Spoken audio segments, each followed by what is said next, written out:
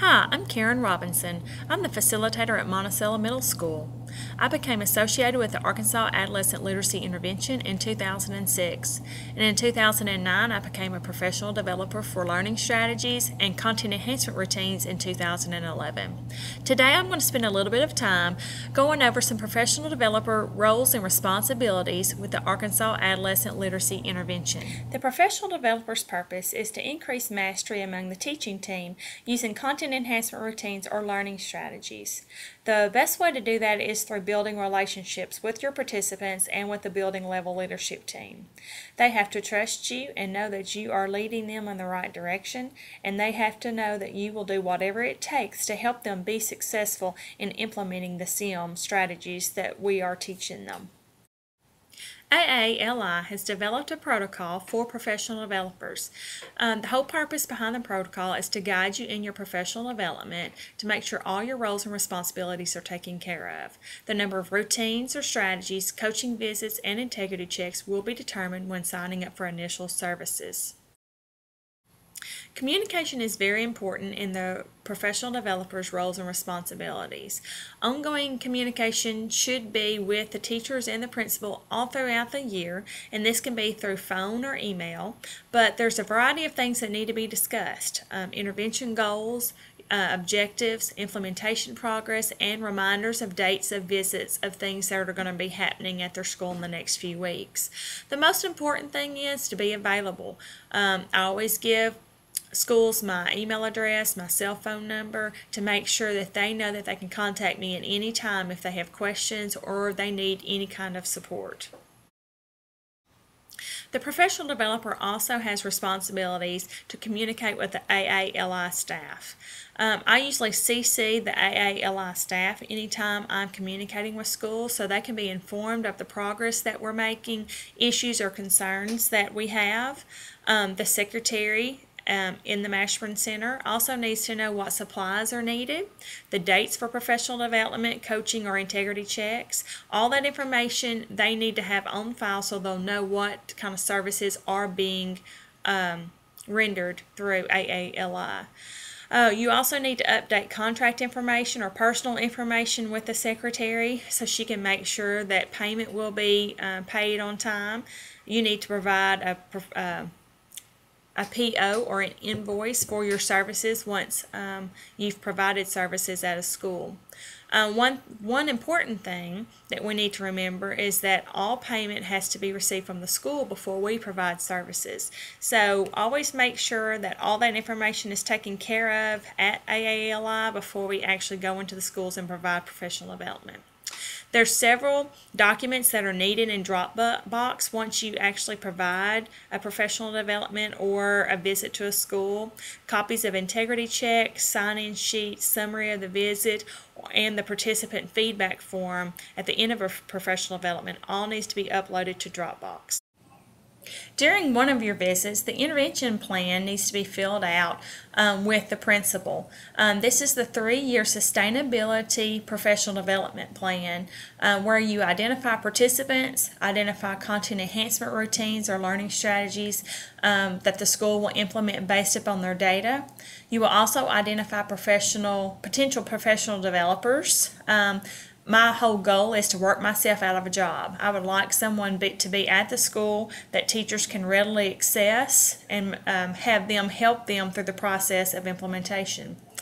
And during this process, it's your responsibility to sort of help them along the way to fulfill their responsibilities to become a professional developer. Once that document is filled out, it is to be uploaded to Dropbox, and then also leave a copy of that document at the schools for their reference. Providing a coaching visit is another one of the professional developer responsibilities. There are several things that need to be considered before and during the actual coaching visit. You set up dates and provide a coaching menu for participants, and I'll discuss that with you on the next slide. But I always make sure that they understand what it is that I'm there to do when I do schedule a coaching visit. Usually the contact person at the school sets my schedule. They know their teachers better than anyone, so I leave that up to them to figure out who I'm going to meet with and when. During the visit, it's very important that you are positive. There may be other teachers that are negative, but you need to make sure that you're positive and that you are trying to figure out what it is that you can do to help them. I try to make personal contact with each one of the participants to make sure that they understand that I'm there to help them. I always try to make sure I stick to the schedule that's been provided. Usually the teachers are giving up a conference time to come and meet with you, and so I try to be prepared and I try not to waste their time. I used to try to do some little cute activities with them. Well, they're not interested in that. They are really interested in getting down to the meat and potatoes of it, and let's get to the reason why I'm here so I can get back to my classroom. So always be respectful of their time anytime you're working with them. Here's the coaching menu that I discussed on the previous slide. I like to call it a menu because it's sort of like a choice of services that can be provided when a coaching visit happens. I can co-plan, demonstrate, or co-deliver a lesson, but I always make sure that they understand I need to know exactly what it is that they want me to do while I'm there, and I would be happy to do it. Sometimes teachers just want you to observe and give them feedback. Others want you to help them in scoring or have to give feedback to students. Sometimes you want to sit down and review the performance data or the student impact data resulting from SIM with that administration. So sometimes you just want to sit down and look at your numbers and see where you're at. A lot of times teachers just need help in the management of the intervention and also gathering resources. So you may be copying papers and making folders. You do whatever it is that they need you to do to help them be more successful. The perfect opportunity to meet with all of them is during a SIM PLC, but that doesn't always happen. So you just take it as it comes. It's really hard to cover classes when teachers have a set schedule, but that is the perfect opportunity to sit down with all of them together. But individually or together, that coaching visit is very important to let them know that you're there to support them and to do whatever it takes, again, to make sure that they're successful. Another visit that you'll make to the school is the fidelity or integrity check visit. There's several things to consider before the visit and during the visit. Before the visit, I always make sure I set the date and then provide the expectation for the visit. And I usually do that by giving them the actual integrity or fidelity check paper that goes with content enhancement routines or learning strategies and go through those points with them so they'll know exactly what it is that I expect to see. Again, the contact person from the school sets the schedule. Usually I try to get 2 to 3 people per period if they have a 45-minute period, one at the beginning, middle, and end. It's just according to what their schedule is. But when I'm there at the school during the visit, I try to make sure I stick to that schedule because they're expecting me. Usually I tell them that I would like a copy of their draft or their lesson that they're teaching in the strategy, so they usually walk over and hand that to me when I come in their classroom. While I'm there, I always try to be positive and provide feedback on the form. At the bottom, I usually try to give a glow and then a suggestion, but I try to make it in a positive way. I leave a copy of those for the teachers and the administration when I leave, and then I also try to follow up with an email note if I do not get to meet with the teachers individually after the integrity check. Everyone wants to know feedback and wants to know how well they're doing in implementation. One area all of us as professional developers need to do a better job in is collecting SIM data. And we need to report that data to AALI. There's a variety of data that we could collect in a strategy or routine. One is comparing past school-wide data to current school-wide data if the school is implementing school-wide SIM strategies or routines. I also have an example on the next slide about individual data that I'll share with you where you can compare students' individual progress. Another thing that you could do is just use classroom performance. Maybe a classroom that's using the SIM routines with fidelity versus the classroom that is not, and compare how they're actually doing within the classroom or the difference before and after implementation.